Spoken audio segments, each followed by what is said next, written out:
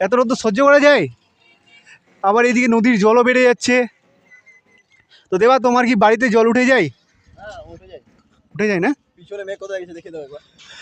মোবাইলে তো আশা করি, হ্যাঁ মেঘ তো বোঝা যাচ্ছে,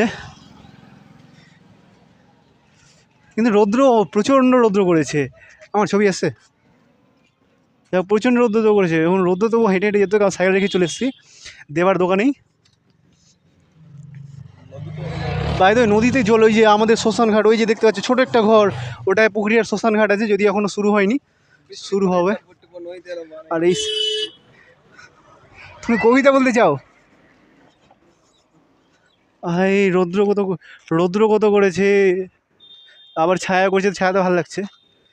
দেখা যাক, এখন হেঁটে হেঁটে বৃষ্টি পাস করি, তারপরে বাড়ি গিয়ে রান্না করে সেই করে খাওয়া হবে কষা করে।